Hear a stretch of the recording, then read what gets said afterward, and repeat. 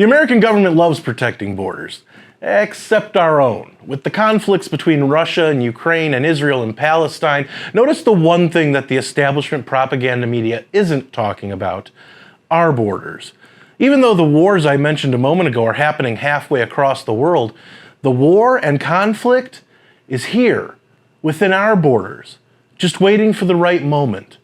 Now, I'm not trying to be a fearmonger. That would indicate embellishing the current situation. This isn't that.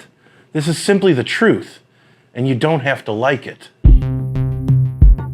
Hey folks, your resident white American bigot is back again for a new edition of the best kept secret in the conservative movement, things that need to be said. For MRC-TV, I'm Nick Kangadis. Really quick, head on over to Rumble, subscribe to our channel, and hit that like button. And no matter where you watch our videos, please share, like, and don't be afraid to leave a comment. I actually read what you guys have to say, and I occasionally respond, so don't be shy. Now, on with the show. Folks, I don't need to beat around the bush with you on this. The evidence is pretty clearly there for everyone to see.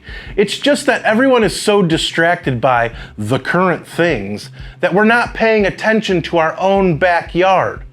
Terrorists are here, in this country, and they could be living right next to you if you live in a major urban center or in a suburb close to one. Again, I'm not trying to frighten you. I'm merely trying to make you aware of the situation that our government has put us in. Even though our politicians and the alphabet agencies are supposed to serve the American people because, our money funds their entire existence, it seems as though they've taken and used our money to make everything less safe for as many Americans as possible. And if you ask me, that's the definition of tyrannical. I've always felt the 9 most terrifying words in the English language are, I'm from the government and I'm here to help. Anyway, you want receipts for the danger that might reside in a neighborhood near you? You got a receipt? Well, you know me.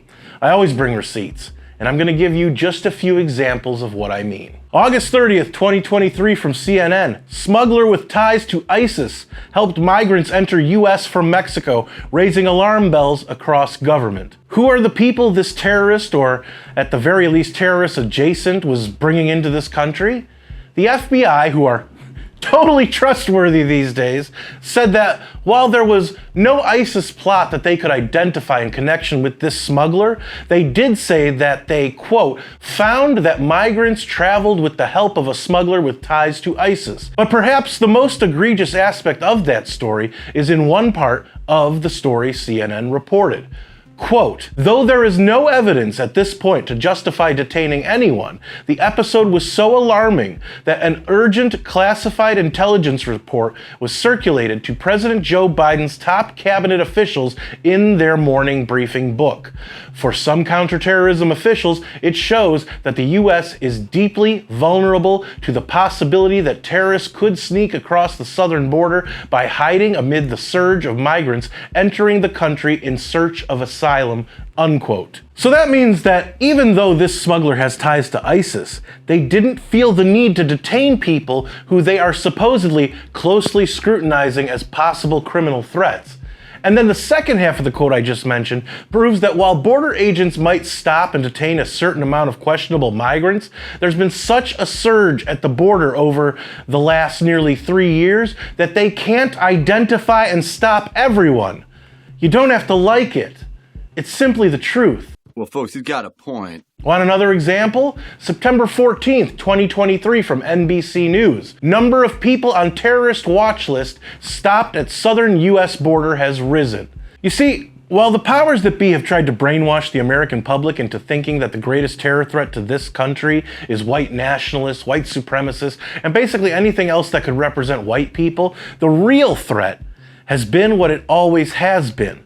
Terrorist assholes from third world countries or countries that just hate Western civilization as a whole because they're jealous of what our way of life affords us as compared to the caves that their way of thinking affords them.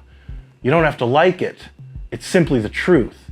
Now here's your receipt. Give it to me. Quote, as of July, 160 migrants whose identities match those on the terrorist screening data set had been apprehended by Customs and Border Protection trying to cross the U.S.-Mexico border during fiscal year 2023, compared to 100 in fiscal year 2022. Fiscal years end on September 30th. The number of all people, including U.S. citizens, on the terrorist watch list who had been stopped at the southern border as of July this fiscal year was 216, compared to 165 in all of fiscal year 2022. The number of border crossers on the watch list was higher in fiscal year 2019 at 280, unquote. Love how they add that little caveat in the last sentence. But remember, there was still 2 months left in this fiscal year when they reported the number. So 216 could have been, who knows, with 2 more months of border crossings at a border that works like a sieve. And you don't have to like it. It's simply the truth. Think of it this way.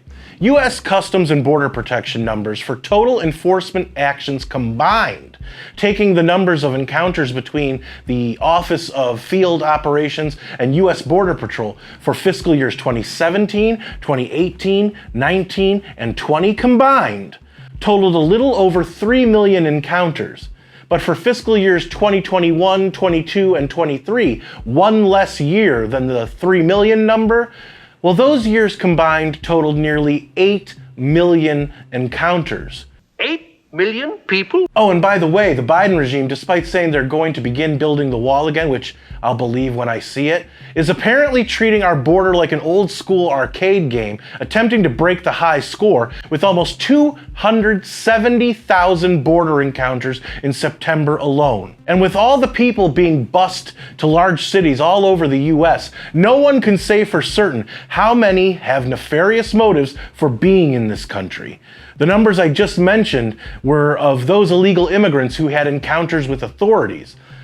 Now, if 8 million were encountered in the last 3 fiscal years alone, who knows how many people have actually crossed the border that we don't know about? The number has to be so staggering that it's almost like our government is looking to involve itself in conflicts around the world just to distract from the actual atrocity being perpetrated on our land. You don't have to like it. It's simply the truth. Don't pay any attention to all that public howling. I don't. Look, this isn't a condemnation of any other country involved in any conflict. To be perfectly honest, it really has nothing to do with us, or at least it didn't until those countries began exporting their worst to this country instead of how it used to be, where the best and brightest from around the world would legally attempt to come here. My overarching point here is, when is it socially or in any other way okay to say that we want a little attention paid to what's ailing this country instead of exporting our way of life to people that historically have rejected it? We were in Afghanistan for 20 years. How well did that work out? They didn't want us there. They rejected our government's attempt to spread democracy. And the most radical of them didn't make Biden's poorly executed exit any easier, resulting in the death of 13 Marines. So why do we essentially and continuously beat our heads against the wall, trying to help people that either take our kindness as weakness or simply don't like us? It's almost as if it's on purpose. I meant to do that. And you don't have to like it. It's simply the truth. So, am I being selfish thinking about our country for a change, or were these things that needed to be said? Let me know in the comments, where I do read most and reply to some. And don't forget to subscribe to our channel on Rumble and hit that like button.